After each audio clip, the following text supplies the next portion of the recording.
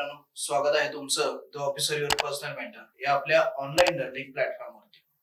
आपल्या taste series मध्ये पुढचा जो भाग आहे तो म्हणजे भारताचा भूगोल. भारताच्या भूगोलावरती जे काही 50 प्रश्न आहेत त्या प्रश्नांचं आपल्याला इथं विश्लेषण पाहायचं आहे.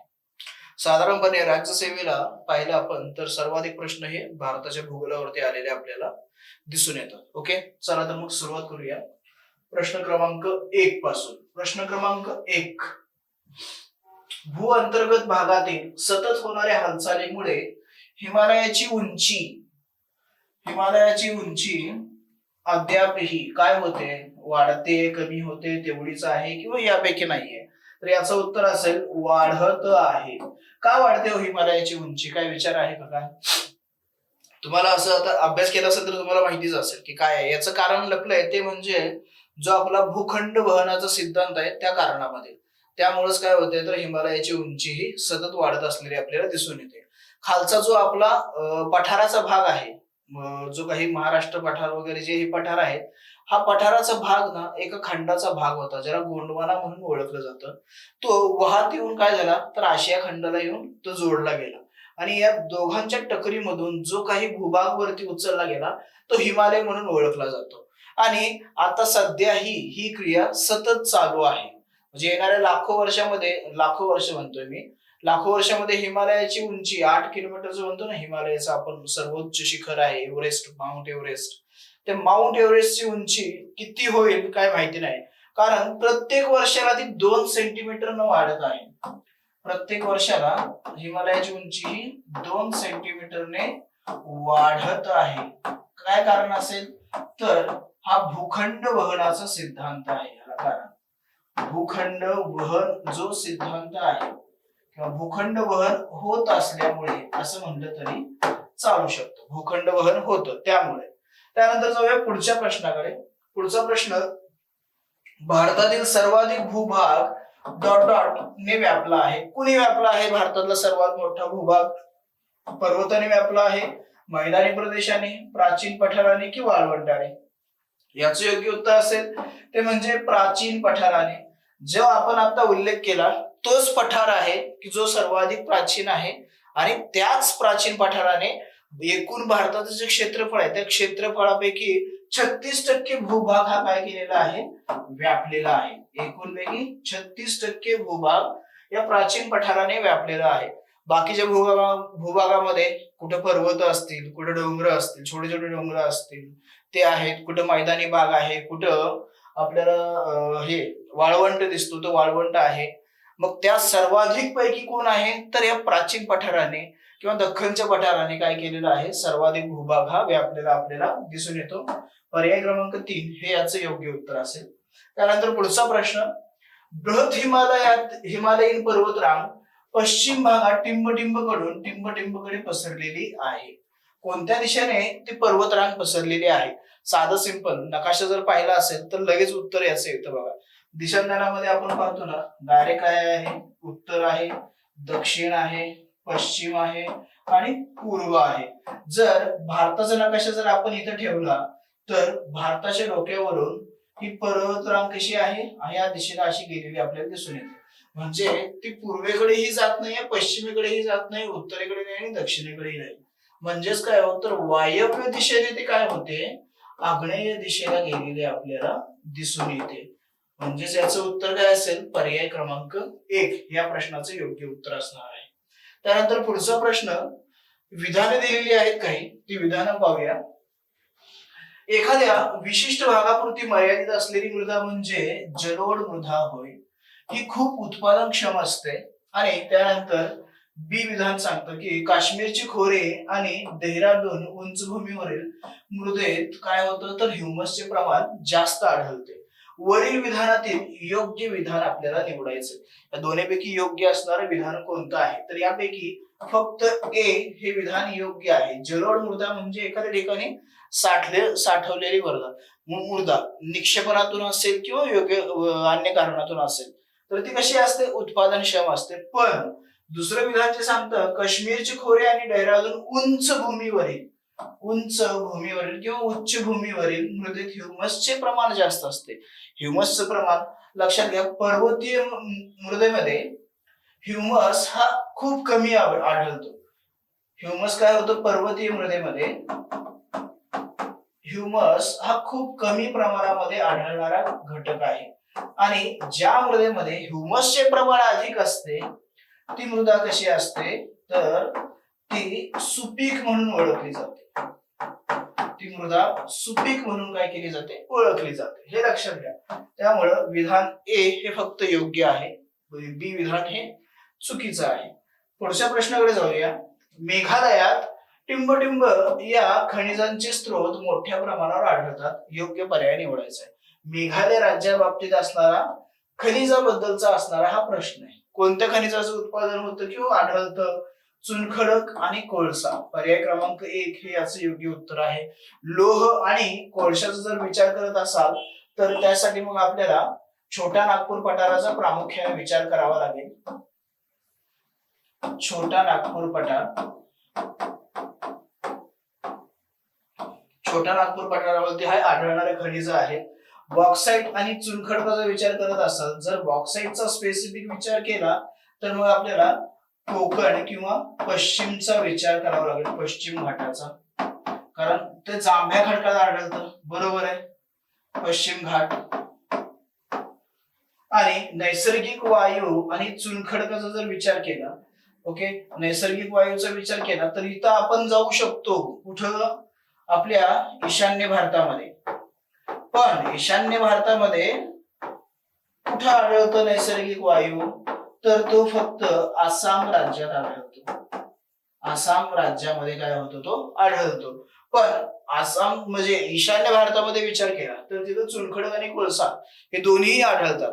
ओके, पण तिथं खाणी का नाही आहेत, मग का आपल्याला माहिती नाही तिथं खाणी आहेत की नाही आहेत. तिथं फक्त साठे आहेत एवढंच फक्त संशोधन झालेलं आहे, उत्पादन घेतलं जात नाही. का घेतलं जात नाही, तर त्या कोळशामध्ये जे गंधक जो एक घटक आहे त्या घटकाचं प्रमाण हे अधिक आहे. त्यामुळे काय होतं, तर ते उत्पादन कमी केलं जातं. गंधक हा काय आहे, तर अधिक प्रदूषण निर्माण करणारा एक घटक आहे, त्यामुळे त्याचं उत्पादन घेतलं जात नाही. पण तिथं खनिज आढळतात, हे लक्षात घ्या. 2 वेळेस नैसर्गिक वायू आणि आसाम याच्यावरती आयोगाने प्रश्न विचारलेला आहे.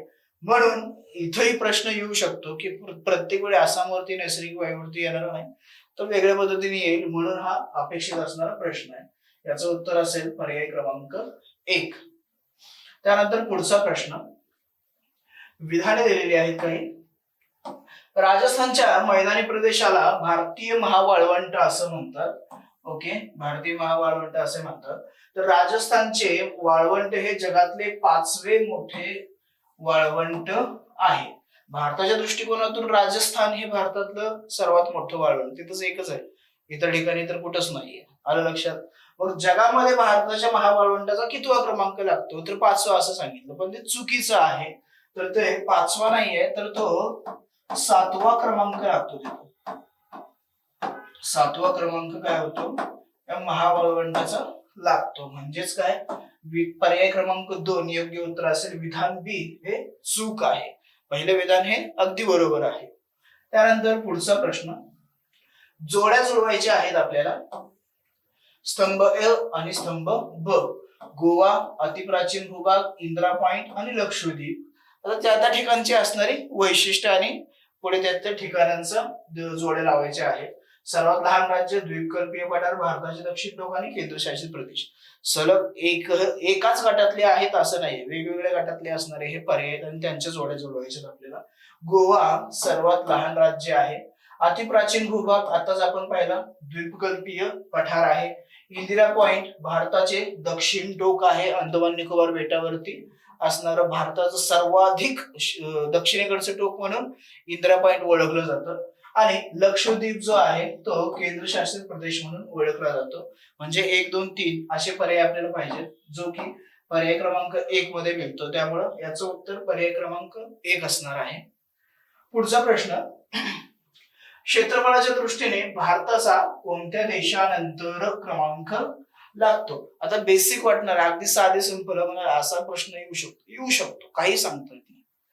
आयोग ना सहज असं हातचे मार्क्स देतो आपल्याला, पण ते आपल्याला घेता येत नाही. बेसिक म्हणजे मी म्हणेल ना, अभ्यासाला सुरुवात करतानाच अशा गोष्टी माहिती पाहिजे की भारतात जगात क्षेत्रफळानुसार जर पाहिलं तर कितवा क्रमांक आहे, तर 7वा क्रमांक आहे. मग 6वा क्रमांक कुणाचा आहे, ओके, मग क्षेत्रफळाच्या दृष्टीने भारताचा कोणत्या देशानंतर क्रमांक लागतो असा प्रश्न फिरवून विचारला.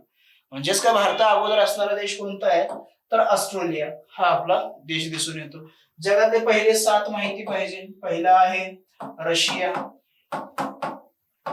दुसरा आहे कॅनडा, तिसरा आहे अमेरिका, सॉरी चीन आहे, चौथा आहे अमेरिका, पाचवा आहे ब्राझील, सहावा आहे ऑस्ट्रेलिया आणि सातवा आहे आपला भारत. ओके, त्याचं उत्तर पर्याय क्रमांक 1 असणार आहे. पुढचा प्रश्न, पूर्व हिमालय प्रदेशात टिंबटिंब हे प्रमुख पीक घेतले जाते. पूर्व हिमालयाचा विचार केलाय. पूर्व हिमालय लक्षात घ्या, हिमालय म्हणल्यानंतर आपल्याकडे डायरेक्ट आपण डोक्यावरती जातो, आपल्या जम्मू काश्मीर, हिमाचल प्रदेश या भागामध्येच फिरतो आपण. इथं प्रश्न काय, पूर्व हिमालयाबद्दल. म्हणजेच काय, ईशान्येकडचा जो भाग आहे ना तो पूर्वेकडचा आहे ना आपल्यासाठी. मग त्या भागामध्ये कोणतं पीक हे प्रमुख पीक म्हणून घेतलं जातं, त्या भागामध्ये असणारं पीक. आणि ऑब्विसली काय आहे, तर ते भात हे प्रमुख पीक आहे. गव्हाचा जर विचार केला तर भारताचा भारतीय मैदान जे आहे इथं एक पीक घेतलं जातं, भारतीय मैदान आहे. आणि त्याचबरोबरीने थोड्याफार प्रमाणामध्ये पठारी प्रदेशामध्ये पण घेताना दिसून येतं. मका सर्वत्र आढळते भारतामध्ये, डोंगराळ भागात नाही, लक्षात घ्या. आणि बाजरीचा जर विचार केला तर तो पठारी प्रदेश जो आहे, पठारी प्रदेश प्लस राजस्थान आहे आणि गुजरात या राज्यामध्ये देखील या बाजरीचं उत्पादन घेतलं जातं, हे लक्षात घ्या. पूर्व भागामध्ये पावसाचं प्रमाण अधिक आहे, डोंगराळ भाग आहे, प्लस काय झालेलं आहे, गंगा नदीचा नाही ना, पण ब्रह्मपुत्रा नदीमुळे जो काही गाळ वाहून आलेला आहे तिथं सुपीक असे छोटे छोटे मैदान तयार झाले, त्या भागामध्ये भाताचं उत्पादन हे घेतलं जातं. लक्षात. त्यानंतर पुढचा प्रश्न विधाने पाहिजेत. बिकानेर मध्ये घरामध्ये टंका परंपरेने आढळतात. पावसाचे झिरपणारे पाणी गोळा करण्यासाठी टाक्याजवळ 10 ते 12 मीटर खोल खड्डे खणले जातात, त्यांना टंका असं म्हणतात. तर वरील विधानातील अयोग्य विधान निवडा. अयोग्य विधान निवडायचं आहे आणि विधान बी जे आहे ते अयोग्य आहे. जे झिरपणारं पाणी गोळा करतात ना त्याला टंका असं म्हणलं जात नाही, हे लक्षात घ्या. ओके, हे महत्वाचं आहे की त्याला टंका म्हणलं जात नाही. विश्लेषणामध्ये तुम्हाला याचं विश्लेषण दिलेलं आहे, ते वाचून घ्या. पर्याय क्रमांक 2 हे याचं योग्य उत्तर. त्यानंतर पुढचा प्रश्न, भारतीय मैदानाची भूशास्त्रीय वैशिष्ट्ये योग्य विधाने निवडा. वैशिष्ट्याविषयी योग्य विधान निवडायचं. पहिलं विधान, शिवालिक टेकड्यांच्या पायथ्याशी दक्षिणेकडे भाबर मैदान असून हे मैदान दगडगोट्यांनी तयार झालेले आहे. भाबर पट्ट्यात भूमिगत झालेल्या नद्यांचा प्रवाह तराई प्रदेशात पुन्हा वर येतो आणि त्यामुळे हा प्रदेश काय झालं, दलदलीचा झालेला आहे. जुन्या गाळामुळे जो प्रदेश तयार झालेला आहे त्याला भांगर असे म्हणून ओळखतात. तिन्ही विधान बरोबर आहेत. तिन्ही विधान काय आहेत तर बरोबर आहेत. हा हिमालय आहे, इथून नद्या वाहत येतात. याच्यासोबत जे मोठमोठे दगड गोटे असतात ते जे पायथ्याला जमा होतात इथं असे, तो काय झाला तर तो भाबर झाला, तो झाला भाबर. त्यानंतर ज्या नद्या येतात ना त्या नद्या इथं या दगडगोट्यामध्ये लुप्त होतात आणि लुप्त होऊन काय करतात तर ज्या भागामध्ये वरती येतात तो भाग दलदलीचा आणि घनदाट वने असणारा आहे, तो भाग तराई म्हणून ओळखला जातो. ओके, तराई नंतर जो पुढचा काही भाग येतो, जो जुन्या काळाचा भाग आहे त्याला भांगर असं म्हणतात. आणि जो काही नवीन गाळ आहे त्याला खादर असं म्हटलं जातं. त्याला काय म्हटलं जातं, खादर असं म्हटलं जातं. म्हणजे भाबर, तराई, भांगर आणि खादर असे यांचा सिक्वेन्स आहे. हे सिक्वेन्स व्यवस्थित लक्षात ठेवा. त्यानंतर पुढचा प्रश्न, गंगेच्या उगमाकडील मैदानी प्रदेशातील सखल कुरुक्षेत्रातील नवीन गाळाचे संचयन होऊन किंचित उंच असलेल्या जुन्या गाळाच्या प्रदेशाला टिंबटिंब म्हणतात किंवा काय म्हणतात? काय म्हणतात? जुन्या गाळाचा प्रदेश आताच पाहिलं होतं. जुना गाळ म्हणजेच काय हो, तर भांगर. म्हणजे त्याचं उत्तर काय असणार आहे? पर्याय क्रमांक 3. ओके. त्यानंतर पुढचा प्रश्न, केन ब्रेकर्स कशाशी संबंधित आहे? तर क्रेन ब्रेकर्स हे दाट व उंच गवताळी भाग याच्यासाठी प्रसिद्ध असलेला दिसून येतो. ज्या ठिकाणी दलदलीचा प्रदेश आहे किंवा मोठ्या प्रमाणामध्ये पाणी साठून राहतं किंवा जंगल, दाट जंगल वगैरे आहे, अशा ठिकाणी काय होतं, तर हे उंच वाढणारे गवत असतात, असा देखील एक प्रदेश असतो. त्याला केन ब्रेकर्स असं म्हटलं जातं. पर्याय क्रमांक 1 हे याचं योग्य उत्तर. त्यानंतर पुढचा प्रश्न, काझीरंगा राष्ट्रीय उद्यान जागतिक वारसा स्थळ आहे. व बरोबर आहे ना, काझीरंगा. आणि त्यानंतर ब्रह्मपुत्रा नदी ही आसामची जीवनवाहिनी म्हणून ओळखली जाते. दोन्ही विधान बरोबर आहेत. आपल्याला अचूक विधान विचारलं होतं, म्हणजेच काय, तर बरोबर विधान ओळखायचं होतं. आणि याचं उत्तर असेल पर्याय क्रमांक 3 ए आणि बी. त्यानंतर पुढचा प्रश्न, भारतीय द्वीपकल्पाच्या टिंबटिंब भागाने भारताचे भौगोलिक क्षेत्र व्यापले आहे. आताच सांगितलं मी, मगाशी सहज सांगितलं, कारण 36% भूभाग काय केलेला आहे, त्याला व्यापलेला आहे. हे तुम्हाला माहितीच आहे. त्यानंतर देशातील उच्च प्रतीच्या कोळशाचे प्रमुख उत्पादन क्षेत्र म्हणून छोटा नागपूरचे पठार काय केले जाते, ओळखले जाते. दामोदर नदीच्या खोऱ्यात झारिया, राणीगंज, पूर्व व पश्चिम बोकारो ही प्रमुख कोळसा क्षेत्रे आहेत. वरील विधानातील योग्य विधान निवडा. ओके. तर दोन्ही विधान काय आहेत, तर योग्यच आहे. भारतातलं सर्वाधिक खनिज क्षेत्र कोणत्या भागात आहे, तर ते छोटा नागपूर पठारामध्ये आहे.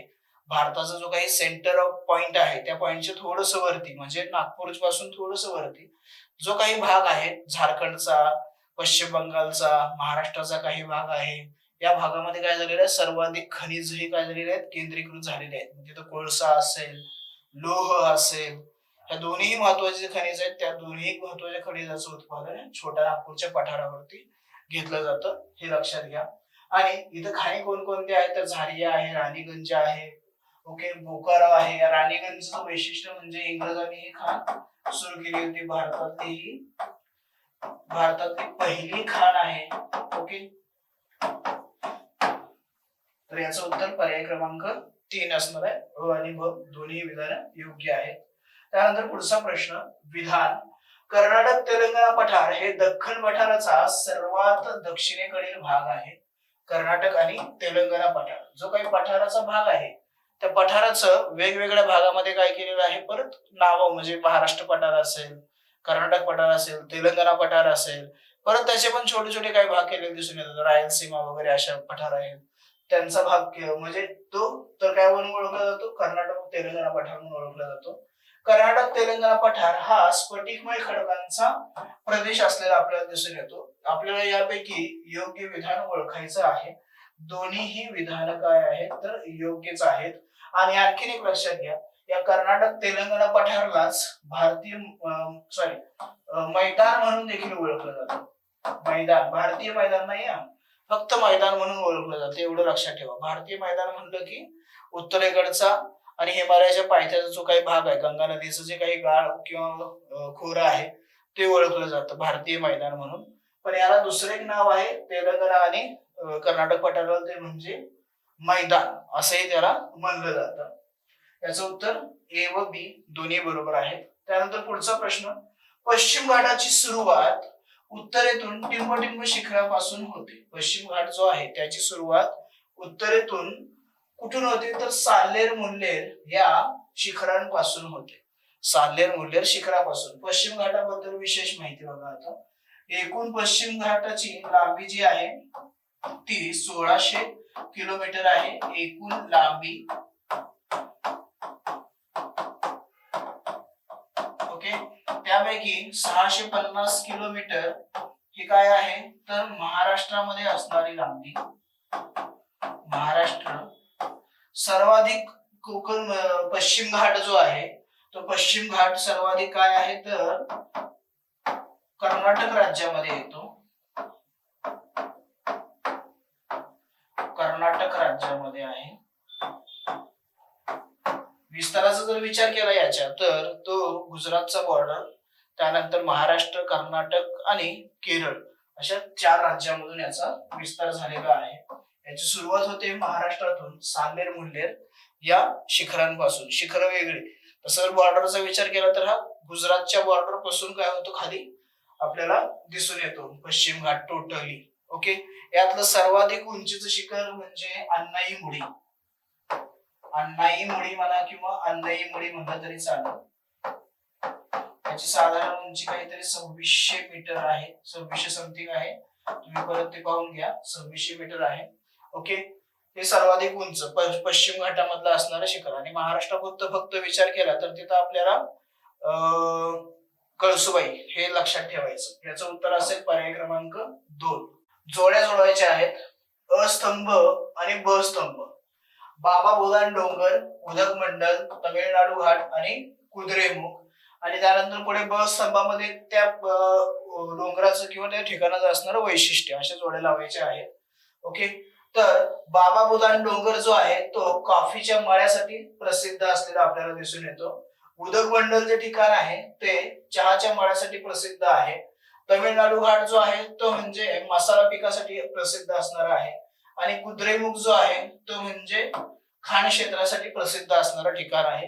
म्हणजे ज्याचं उत्तर असेल पर्याय क्रमांक 3. ओके, त्यानंतर पुढचा प्रश्न, खालील कथनांचा विचार करा. पृथ्वीच्या परिभ्रमणामुळे ऋतुचक्र तयार होते. पृथ्वी जी फिरते त्याच्यामुळे काय होतं, ऋतुचक्र तयार होतं असं म्हणतात. आणि पृथ्वीच्या कलेला अक्ष व पृथ्वीचे परिभ्रमण यामुळे दिवस रात्र होते. वरील विधानातील असत्य विधान निवडा. असत्य विधान कथन ए व बी दोन्ही चूक आहेत. पृथ्वीचं परिवलन जे असतं ना, परिवलन स्वतःभोवती जे फिरते, स्वतःभोवती जे फिरते परिवलन ज्याला आपण म्हणतो, त्या परिवलनामुळे काय होतं, दिवस व रात्र निर्माण होते.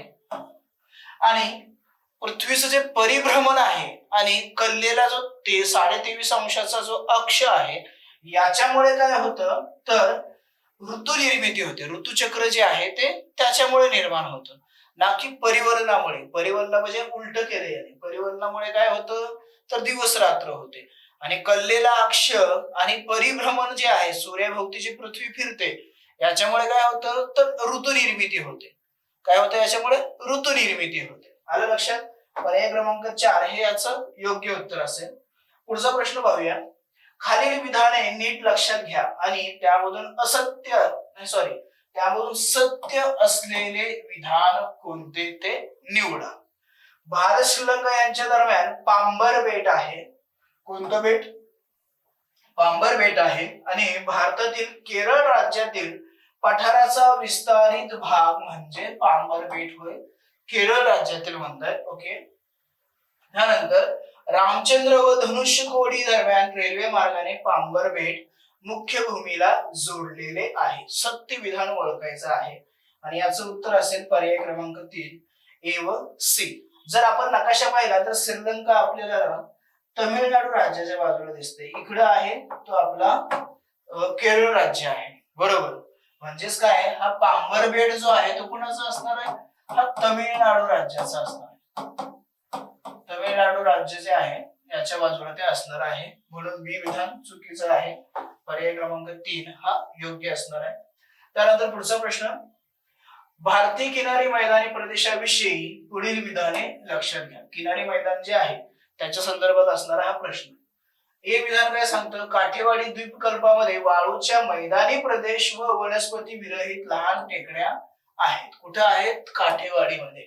ओके, त्यानंतर कोकण किनारपट्टीचा विस्तार दमणगंगा नदीपासून दक्षिणेस तेरखोल नदीपर्यंत होतो. दमणगंगा पासून नदीपर्यंत होतो. सी विधान काय सांगतं, कर्नाटक किनारपट्टीच्या अंतर्गत भाग गाळाच्या निक्षेपणाचा व अपक्षयाचा सपाट प्रदेश आणि टेकड्यांचा पट्टा असे 3 समांतर पट्टे त्यामध्ये आढळतात. वरील विधानामधून बरोबर असलेली विधाने ओळखायची आहेत. तर याचं उत्तर असेल पर्याय क्रमांक 2 बी व सी असणार आहे. म्हणजे बी आणि सी विधाने योग्य आहेत. मग ए मध्ये काय चुकीचं आहे? जर जे काही वर्णन सांगितलं ना ते काठेवाडीचं नाहीये, तर ते कच्छच्या भागाचं आहे.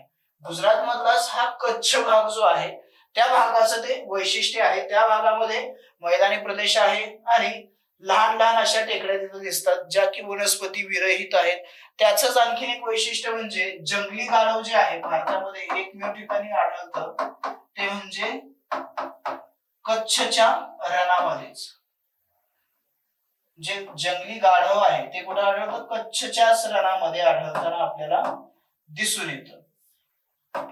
कच्छचं रण, कभी तो आओ गुजरात में, काय तर जाहिरात आहे ना, कुछ दिन गुजारो गुजरात में. राजस्थान अमिताभ बच्चन सांगायला येतो ना तर त्या कच्छ बद्दल सांगायला, आणि तेच या भागाचं वैशिष्ट्य आहे. काठेवाडीचं नाही तर ते कच्छचं असणारं वैशिष्ट्य आहे. पर्याय क्रमांक 2 हे याचं योग्य उत्तर असेल. त्यानंतर जाऊया पुढच्या प्रश्नाकडे. खाली दिलेल्या आवर्षण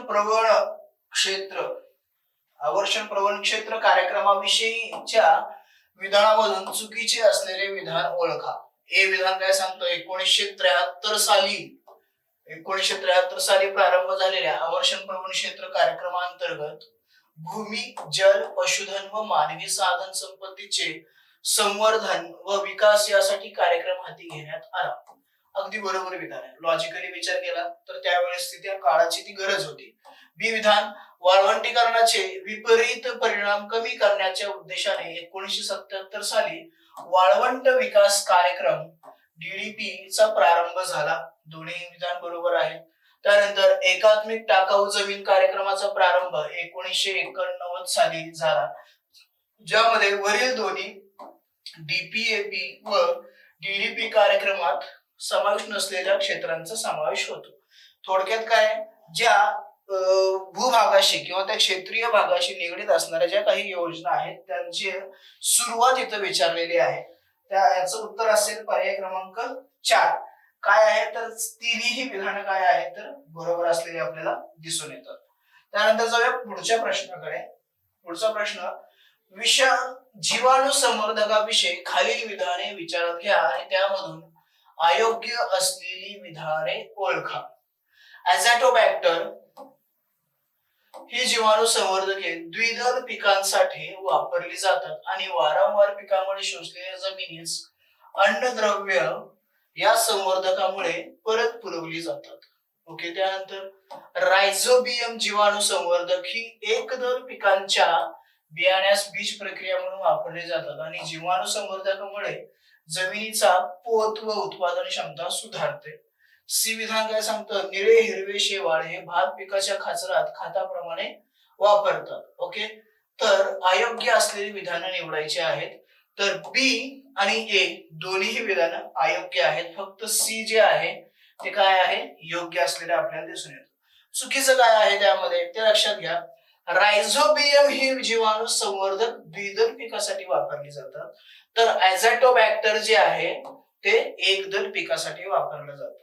ॲझॅटोबॅक्टर एकदल पीक हे लक्षात घ्या समीकरण, आणि रायझोबियम द्विदल पीक. द्विदल आणि एकदल सायन्सची कन्सेप्ट ऍक्च्युअली, पण तरी लक्षात घ्या. ज्या बियाच्या दोन भाग होतात त्याला द्विदल म्हणतात आणि ज्या बियाचा एकच भाग असतो, एकच भागामधून तो उगवतो त्याला एकदल असं म्हणतात. साधं सिंपल आहे. याचं उत्तर असेल पर्याय क्रमांक 2 ए आणि बी अयोग्य आहे. त्यानंतर पुढचा प्रश्न, बहुपीक शेती पद्धतीविषयीची खालील विधाने विचारात घ्यायची आहेत. याच्यामध्ये हे विधान सांगतं रिले पीक किंवा ज्याला आपण रिले क्रॉपिंग मेथड म्हणतो, या पद्धतीमध्ये पहिले पीक फुलण्यावर आल्यावर दुसऱ्या पिकाची लागवड केली जाते. दुसरा आहे उल्फाल्फा, सुंदा गवत व ऊसाचे उत्पादन रिले पीक पद्धतीने घेतले जाते.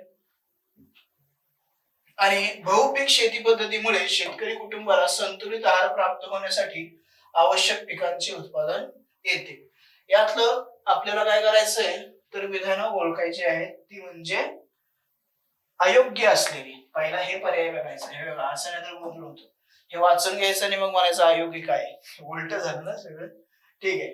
तर अयोग्य आपल्याला ओळखायचं आहे. तर यापैकी फक्त बी विधान हे अयोग्य आहे, बाकी दोन्ही विधाने बरोबर आहेत. बी मध्ये काय अयोग्य आहे? जर तुम्हाला शेतकरी बॅकग्राऊंड असेल, शेतीबद्दल माहिती असेल तर लक्षात येईल की ऊस हे वार्षिक पीक म्हणून ओळखलं जातं. ऊसामध्ये कुठलंही पीक हे सुरुवातीच्या 3 महिन्यामध्येच आंतर पीक म्हणून घेता येतं आणि ते रिले पीकला आपण कनेक्ट करू शकतो. ओके, पण त्यानंतर पुढचं जर पीक आहे किंवा ऊसाचा जर विचार केला स्पेसिफिक, किंवा हे सुंदर गवत जे आहे याचा जर विचार केला, ही वार्षिक पीक आहेत आणि ही खोडव्यावरती येणारी पीक आहेत. म्हणजे एकदा तोडलं की परत ती उगवून येतात आणि परत त्यांनाच वर्षभर सांभाळायचं, अशा पद्धतीने होतं. अल्टरनेटिव्ह म्हणजे इथं काय केलं, एक पीक काढलं की दुसरं पीक लगेच तयार होतं, ते काय झालं, रिले पीक. आलं लक्षात? ते पीक काढलं की तोपर्यंत दुसरं पीक पेरलेलं असतं, ते पीक तयार होतं, म्हणजे कंटिन्युअसली ते सुरू असतं. आलं लक्षात? तर ऊसाच्या बाबतीत ते होत नाही, त्यामुळे पर्याय क्रमांक 1 हे काय आहे, योग्य. बी हा चुकीचा आहे. त्यानंतर पुढचा प्रश्न, दख्खनच्या पठाराविषयी पुढील विधाने विचारात घ्यायची. भारतातील विस्तीर्ण क्षेत्रफळाचे पठार म्हणून ओळखले जाते. आता हे खूप वेळा झालं, तुम्हाला माहितीच झालं, तर पाठच झालं असेल, कधी विसरणार नाही. त्यानंतर सातपुडा, महादेव, मैकल पर्वतरांगाच्या दक्षिणेस व पश्चिम घाट व पूर्व घाट यांच्या दरम्यान दख्खनचे पठार आहे. अगदी बरोबर विधान आहे. सातपुडा पर्वत, मैकल पर्वत आणि महादेव पर्वत या बाजूने पूर्व घाट, या बाजूने पश्चिम घाट, आणि याच्यामध्ये काय आहे, तर याच्यामध्ये आहे तो म्हणजे आपला प्राचीन पठार किंवा दख्खन पठार आहे. त्यानंतर सी विधान, दख्खनच्या पठाराची उंची पश्चिमेस 300 मीटर असून पूर्वेस 600 मीटर पर्यंत वाढत जाते, कमी होत जात नाही. तर हे विधान काय आहे, चुकीचं आहे. तर वरील विधानामधून चुकीचे असलेले विधान ओळखा असं होतं, आणि याचं उत्तर असेल ते म्हणजे फक्त सी हवंय. इथं ए सी असं आपल्याला दिलेलं आहे, हाच पर्याय आपण घेऊया. ए ला कट करा, तुम्ही पण करेक्शन करून घ्या. फक्त सी विधान काय आहे, चुकीचं आहे, हे लक्षात घ्या. सी, ए बरोबरच आहे. त्यानंतर जाऊया पुढच्या प्रश्नाकडे. खालील विधाने विचारात घ्या. अफगाणिस्तानच्या बखान प्रदेशामुळे तजाकिस्तान देशापासून भारत अलग झालेला आहे. त्यानंतर भारत व भूतान देशादरम्यान असणाऱ्या परस्थैर सहयोगाचे प्रतीक म्हणून बहुउद्देशीय कोसी योजनेकडे पाहिले जाते, आणि भूतानच्या पूर्वेस हिमालयाच्या शिखरामुळे भारत व चीन अलग झालेले आहेत. या सीमेस मॅकमोहन रेषा म्हणून ओळखलं जातं. तर वरील विधानापैकी अचूक विधान म्हणजे बरोबर असणारं विधान किंवा विधाने आपल्याला ओळखायची आहेत. तर याचं उत्तर असेल पर्याय क्रमांक 3, ए व सी हे काय आहेत, बरोबर आहेत. मग बी मध्ये काय चुकीचं आहे, तर भारत व भूतान दरम्यान कोसी प्रकल्प नाहीये, तर भारत व नेपाळ यांच्या दरम्यान काय आहे, कोसी प्रकल्प असलेला आपल्याला दिसून येतो. भारत व नेपाळ यांच्या दरम्यान कोसी प्रकल्प आहे. त्यानंतर पुढचा प्रश्न, हिमालयाच्या अर्वाचीन कालीन निर्मितीविषयी पुढील विधाने विचारात घ्या. काराकोरम पर्वतरांगेच्या बाजूला काश्मीर मधील तळ्यात निक्षेपणामुळे थर तयार झाले असून ते थोडे कललेले आहेत, त्यालाच कोरवा असं देखील म्हणून ओळखलं जातं. हिमालयाच्या पायथ्यालगत काही सस्तन प्राण्याचे जीवावशेष पाहावयास मिळतात. सस्तन प्राण्याचे अवशेष शिवालिक टेकड्यांच्या पायथ्यालगतच्या गाळाच्या मैदानात प्राचीन मानवाचे वास्तव्य असल्याचे पुरावे आढळलेले आहेत. वरील विधानापैकी योग्य असलेली विधाने ओळखायची आहेत. तर इथं बी व सी हे पर्याय योग्य आहेत. मग ए मध्ये काय चुकीचं आहे, तर ए मध्ये काराकोरम पर्वतरांगेच्या नाही आहे, तर तिथं काय आहे, पीर पंजाल. पीर पंजाल जी पर्वतरांग आहे त्या पर्वतरांगेमध्ये काय होतं, जे काही गाळ निक्षेपण झालंय त्याला कोरवा म्हणून ओळखलं जातं. हिमालय पर्वताच्या 4 पर्वतरांगा आहेत, हे लक्षात घ्या. त्यापैकी पीर पंजालच्या बाबतीत असणारा हा प्रश्न होता. त्यानंतर पुढचा प्रश्न, भारतीय द्वीपकल्प पठाराच्या उत्क्रांतीविषयी पुढील विधाने विचारात घ्या. भारतीय द्वीपकल्पाच्या पूर्व किनारपट्टी व लगतच्या समुद्रगुढ जमिनीचा भूखंड मंच प्रदेश भूशास्त्रीय दृष्ट्या शांत स्वरूपाचा राहिला आहे. पठाराच्या पश्चिम भागाचे निमज्जन होऊन अरबी समुद्र तयार झाला. नर्मदा व तापी नद्यांच्या खोऱ्यात द्रोण व भ्रंशमूलक प्रदेश निर्माण झाले, वरील विधानापैकी अयोग्य असलेले विधान आपल्याला ओळखायचं आहे. तर तिन्ही विधानं योग्य आहेत. पर्याय क्रमांक 1 वरील पैकी 4 वरील पैकी नाही, कुठलंही अयोग्य नाहीये, तिन्ही विधानं बरोबर आहेत. ओके. भारताचा जो काही उपखंड म्हणून ओळखला जातो, तर त्याच्या संबंधात असणारा हा प्रश्न आहे. जो काही आपण प्राचीन भूखंड पठारी प्रदेश म्हणून ओळखतो त्याच्या संदर्भात असणारा, जो अरबी समुद्र निर्माण झाला तो पठाराचं काय झाला, निमज्जन झालं, खड्डा पडला तिथं, आणि तिथं काय झाला तर हा अरबी समुद्र निर्माण झालेला आहे. आणि नर्मदा ताप्यांच्या मध्ये जो काही भ्रंशमूलक जो काही ज्वालामुखीचा उद्रेक झाला, तिथून काय झाला तर हा प्रदेश निर्माण झालेला आपल्याला दिसून येतो. त्यामुळे पर्याय क्रमांक 4 योग्य असेल. वरीलपैकी एकही विधान चुकीचं नाहीये. त्यानंतर पुढचा प्रश्न, खालील विधाने विचारात घ्या. उत्तरेकडील पर्वतरांगामुळे भारतीय उपखंड हा भौगोलिकदृष्ट्या महत्वाचा प्रदेश निर्माण होतो. उत्तरेकडील पर्वतरांगामुळे आत्ताच उल्लेख केला आणि लगेच त्याचा प्रश्न आला बघा. भारतीय उपखंड कशामुळे निर्माण झाला तर पर्वतरांगेमुळे निर्माण झाला. त्याचं एक स्वतंत्र अस्तित्व आहे. त्यानंतर पुढे, भारतीय उपखंडाचे हिमालय, काराकोरम व हिंदुकुश या पर्वतरांगांनी संरक्षण केलेलं आहे. म्हणजे भारतीय उपखंड जो आहे, जो भारत आपल्याला असा असा असा असा जो काही दिसतो,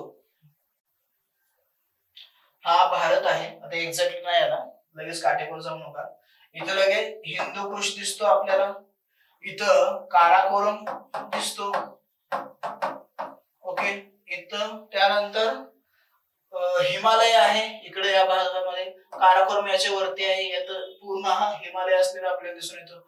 आणि याने काय केलं, थंड हवेपासून जो काही उत्तरेकडून येतो त्याच्यापासून आपलं संरक्षण केलं. त्यानंतर पुढे, भारतीय उपखंडामध्ये भारत, पाकिस्तान, म्यानमार, चीन, नेपाळ, भूतान, बांगलादेश, श्रीलंका यांचा समावेश होतो. वरील विधानामधून योग्य असलेले विधान ओळखा. तर याच्यामध्ये 3 नाही तर 2 विधाने योग्य आहेत, ए आणि बी. सी मध्ये काय चूक आहे तर सी मध्ये लक्षात घ्या, चीनचा समावेश केला जात नाही. भारतीय उपखंडात चीनचा समावेश केला जात नाही. भारतीय उपखंडाचा नकाशा पाहिल्यानंतर तुम्हाला लक्षात येईल, चीन हा आपल्यापासून वेगळ्या बाजूला, वेगळ्या दिशेला आहे, आणि चीनचा आणि आपला संबंध या पर्वतरांगांनी पूर्णपणे वेगळा करून ठेवलेला आहे. त्यामुळे त्याचा समावेश भारतीय उपखंडात केला जात नाही, इतर देशांचा नक्कीच केला जातो. पर्याय क्रमांक 1 ह्याचं योग्य उत्तर असेल. पुढचा प्रश्न, जोड्या जोडवायच्या आहेत. हा प्रश्न रिपीट झालेला आहे, रिपीट झाला हा प्रश्न, होतं कधी कधी असं. गोवा सर्वात लहान राज्य, अतिप्राचीन भूभाग, द्वीपकल्पीय पठार, इंदिरा पॉइंट भारताचे दक्षिण टोक, लक्षद्वीप केंद्रशासित प्रदेश. याचं उत्तर पर्याय क्रमांक 1 आहे. ओके. त्यानंतर पुढच्या प्रश्नाकडे जाऊया. महाराष्ट्रातील हवामान विभागातील पिकांबाबतचे, म्हणजे महाराष्ट्रातील पिकांबाबतचे खालील विधाने विचारात घ्या आणि त्यामधून योग्य असलेली विधान ओळखा. अवर्षणाच्या खरीप व रब्बी पिकाच्या विभागात मध्यम काळी चुनखडीयुक्त मृदा काय होते आढळते, आणि तेथील पाऊस अनिश्चित स्वरूपाचा असतो. काय असतो? अनिश्चित स्वरूपाचा असतो. हे विधान बरोबर आहे. रब्बी, बाजरी हे या विभागाचे वैशिष्ट्य असून सर्वात जास्त बाजरी क्षेत्र सोलापूर जिल्ह्यात आहे. बी विधान चुकीचं आहे, आता सांगतो. महाराष्ट्रातील अवर्षणाचा खरीप व रब्बी पिकांचा विभाग दक्षिणेस सांगलीपासून उत्तरेस धुळ्यापर्यंत पसरलेला आपल्याला दिसून येतो. योग्य विधान विचारलं होतं, पर्याय क्रमांक 3 योग्य असेल. ए व सी दोन्ही विधाने योग्य आहेत. बी मध्ये काय चुकलेलं आहे? साधी सिंपल चूक आहे. बाजरीसाठी सोलापूर प्रसिद्ध नाहीये. सोलापूर म्हणलं की काय असेल तर ज्वारी असणार आहे. बाजरी म्हणलं पुणे असेल, त्याचबरोबरीने अहमदनगर असेल, आणि इतरही भागामध्ये काही ठिकाणी त्याचं उत्पादन घेतलं जातं बाजरीचं. आलं लक्षात? पर्याय क्रमांक 3 योग्य आहे. ए आणि सी फक्त बरोबर. पुढचा प्रश्न, खालील विधानांचा विचार करा. पश्चिम घाटात आदिवासींची लोकसंख्या या जास्त असून ती पश्चिम घाटात सर्वत्र आढळून येते. त्यानंतर बी आदिवासी जमातीतील तोडा ही जमात कर्नाटकात आढळून येते आणि सी केरळमध्ये वारली ही आदिवासी जमात आढळून येते. वरील विधानातून चुकीचे विधान निवडायचं आहे. तर विधान सी हे फक्त चूक आहे. वारली ही आढळत नाहीये केरळमध्ये. वारली ही काय होते तर पश्चिम घाटामध्ये आढळते किंवा महाराष्ट्रात म्हणलं तरी चालेल. पश्चिम घाट तिकडे गेलेल्या महाराष्ट्रातच म्हणूया. पश्चिम घाट महाराष्ट्रातला पश्चिम घाट म्हणजे महाराष्ट्रात असणारा जो काही पश्चिम घाट आहे त्या भागामध्ये वारली जमात आढळते. ओके. त्यानंतर पुढचा प्रश्न, चित्रकूट धबधबा टिंबडिंब नदीवर आहे. कोणत्या नदीवर आहे चित्रकूट धबधबा? इंद्रावती नदीवर आहे. आता या नद्याच्या दिल्यात नद्यांची वैशिष्ट्य परत तुम्ही लक्षात घ्या. तापीचं काय आहे वैशिष्ट्य? तापी खसदरीतून वाहते का? या नदीचा उगम कुठं आहे? लांबी किती आहे? कोणत्या राज्यातून वाहते? कोणत्या राज्यातून वाहते? ह्या सर्व गोष्टी तुम्हाला माहिती असणार आहे. मग सेम प्रश्न नर्मदासाठी पण असेल आणि सेम प्रश्न महानदीसाठी देखील असणार आहे. ह्याचं उत्तर असेल इंद्रावती. आलं लक्षात? आणि आयोगाच्या फेवरेट 2 नद्या आहेत नर्मदा आणि तापी. नद्यावर प्रश्न विचारायचा असेल तर यांचं टार्गेट ह्याच 2 नद्या असतात, तापी किंवा नर्मदा. कारण यांचं पश्चिमेकडे वाहतात, किती लांबी आहे, काय काय वैशिष्ट्य आहेत, हे सर्व गोष्टी इथं तुम्हाला पाहायला मिळतात.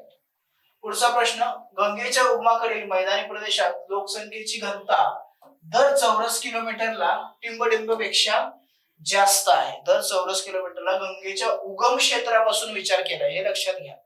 इथं कन्फ्युजन काय होतं? वाटतं साधा सिंपल प्रश्न आहे. जर स्पेसिफिक फक्त विचार केला तर ती 1100 पेक्षाही जास्त आहे. म्हणजे उत्तर प्रदेश आणि बिहारचा विचार केला तर ती 1100 पेक्षाही जास्त दिसून येते. पण गंगेच्या उगम क्षेत्रापासून जर विचार केला तर मग तिथं सरासरी आपल्याला 1000चा विचार करावा लागतो.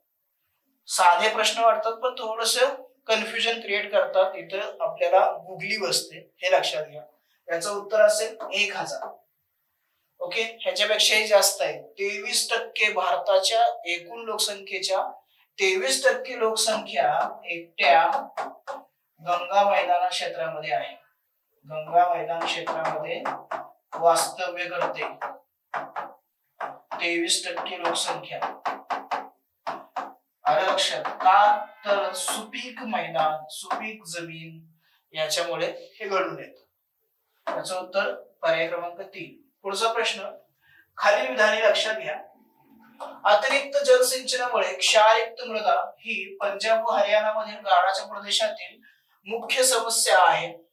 बी, हरियाणा जातीचे बैल, मुरा जातीच्या म्हशी नैऋत्येकडील शुष्क प्रदेशातील जिल्ह्यात आढळतात. वरील विधानातील बरोबर विधान निवडायचं आहे.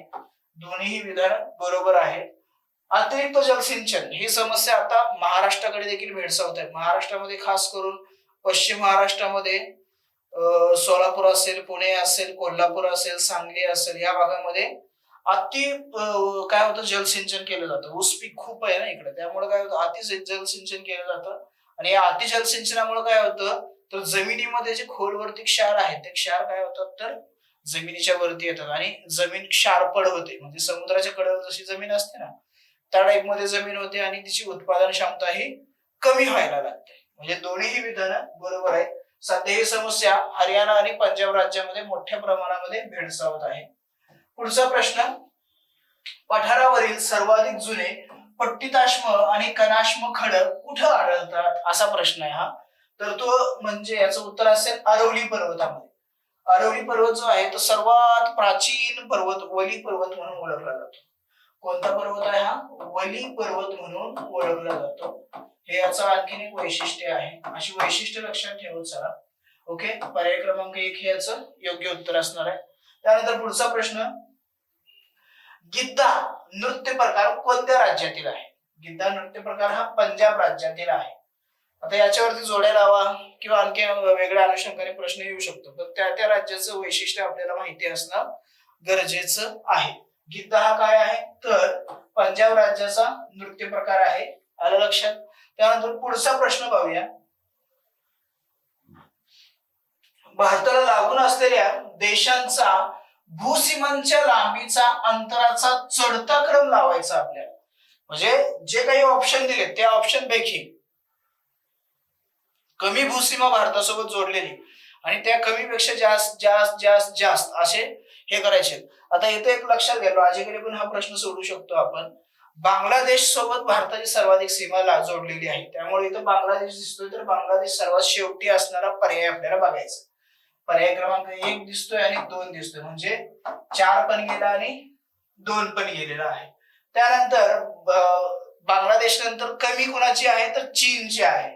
मग इथं चीन पाहिजे, इथं चीन दिसतोय, इथं चीन आहे का, नाही, इथं नेपाळ आहे. म्हणजेच पर्याय क्रमांक 1 हे आपलं उत्तर असेल नेपाळ, त्यानंतर पाकिस्तान, त्यानंतर चीन आणि मग सर्वाधिक बांगलादेश सोबत भारताची सीमा शेअर केलेली आहे. कोणत्या आता ही सीमा झाली, सीमेसोबतच काय करायचं, आता पाकिस्तानचा विचार केला तर पाकिस्तानला किती राज्यांची सीमा जोडली गेलेली आहे, अफगाणिस्तानला किती आहे, चीनला आहे का जोडलेली, मग चीन सोबत किती राज्यांची सीमा जोडली आहे, त्याची एकूण लांबी किती आहे, नेपाळ आहे, भूतान आहे, म्यानमार आहे. मी सर्व काय करायचं एक चार्ट मध्ये व्यवस्थित करून ठेवायचं, सिक्वेन्स एकदम लक्षात ठेवलं आणि याच्यासाठी तुम्हाला नकाशाच परत व्यवस्थित मदत करू शकतो, कारण एकदा बघितलं ना नकाशात की ते परत कधीच विसरत नाही. आलं लक्षात? याचं उत्तर असेल पर्याय क्रमांक 1.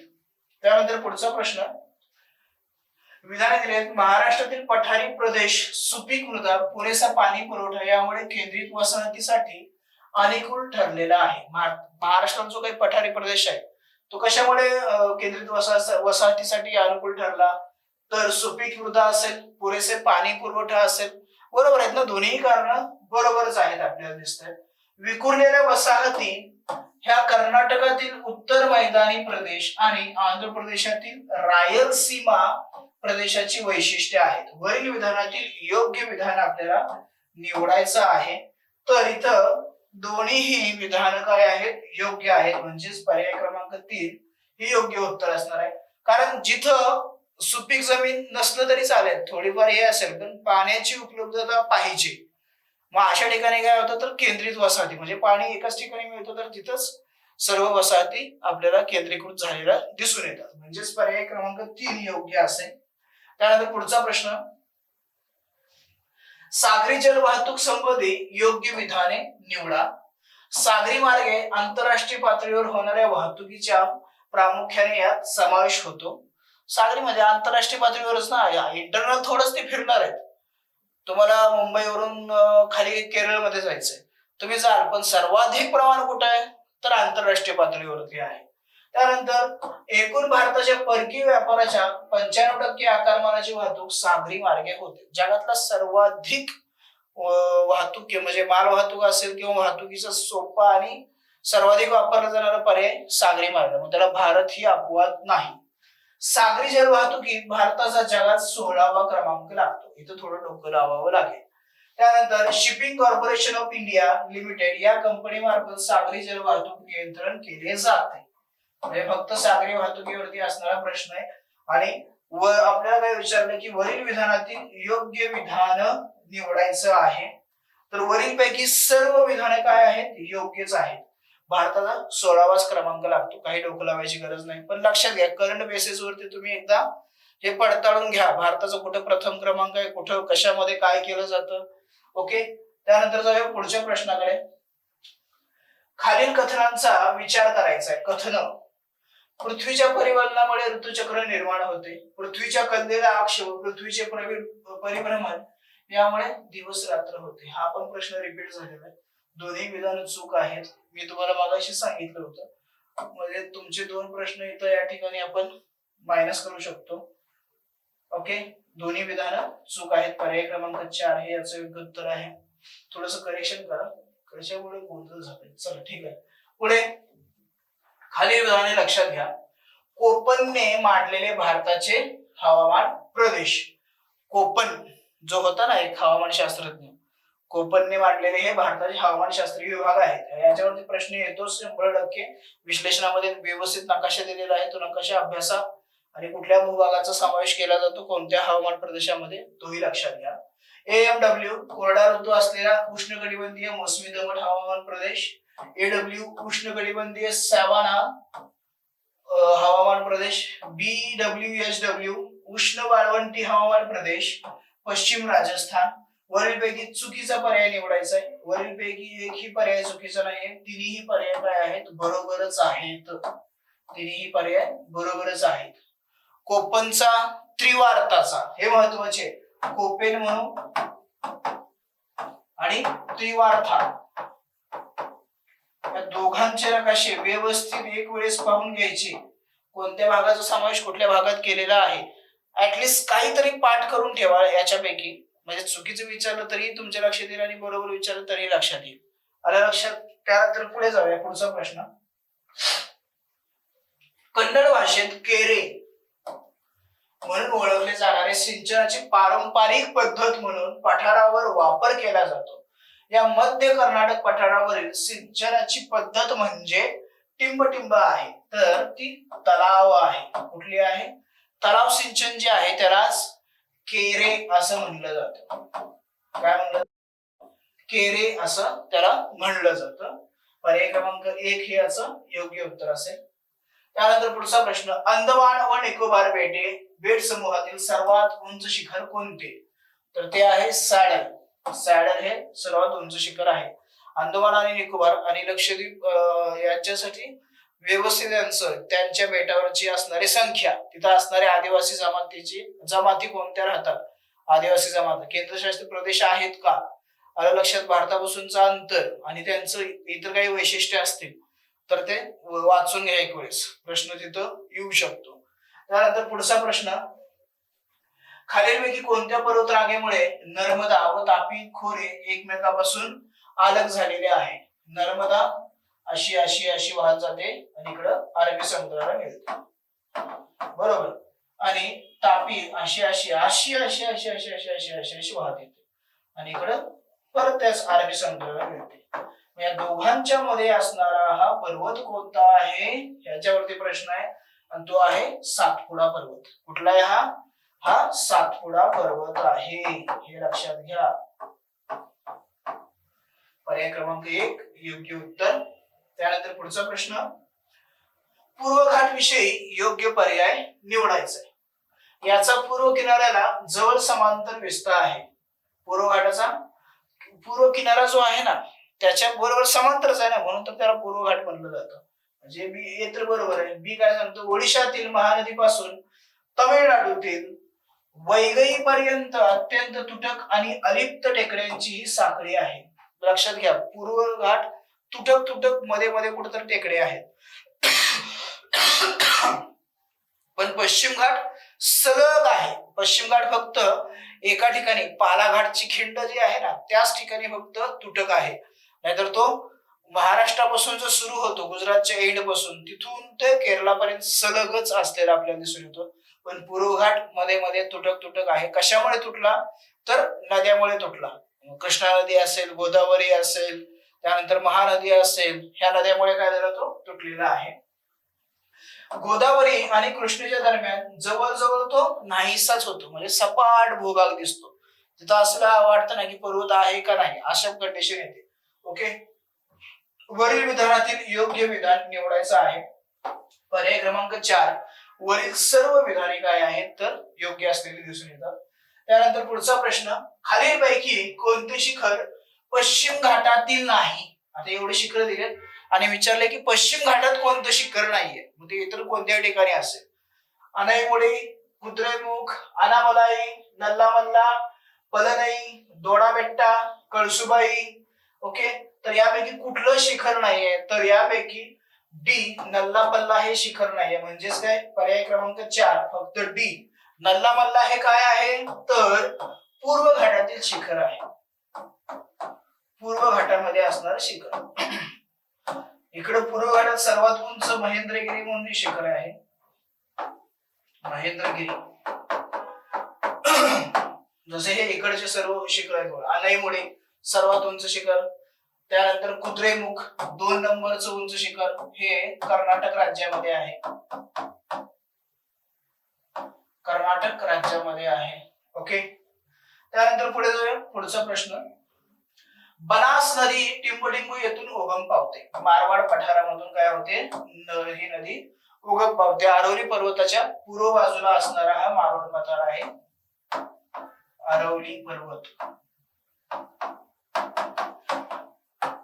अरवली पर्वताच्या पूर्वेकडे असणार हे पठार आहे. ओके. त्यानंतर पुढचा प्रश्न, नर्मदा आणि महानदीचे खोरे कोणत्या पर्वतरांगेमुळे विभागले गेले आहे? नर्मदा आणि महानदीचं खोरं कोणत्या नदीमुळे विभागलं, तर ते मैकल पर्वतरांगेमुळे काय झालेलं आहे, विभागलेलं आहे. मैकल पर्वतरांग जी आहे याच्यामुळे नर्मदा आणि महानदीचं खोरं वेगळं झालेलं दिसून येतं आपल्याला. ओके. तर हे होते आपल्या भारताच्या भूगोल या टेस्ट सिरीजचं विश्लेषण. पुढे भेटूया जगाच्या भूगोलामध्ये. ओके. अभ्यास करा, यावेळी 100% रिझल्ट आला पाहिजे. शेवटचा अटेम्प्ट आहे, लक्षात ठेवा. ओके. भेटूया. The officer your personal mentor चॅनलच्या नवनवीन अपडेट्ससाठी चॅनलला लाईक, सबस्क्राईब आणि शेअर करा. थँक्यू.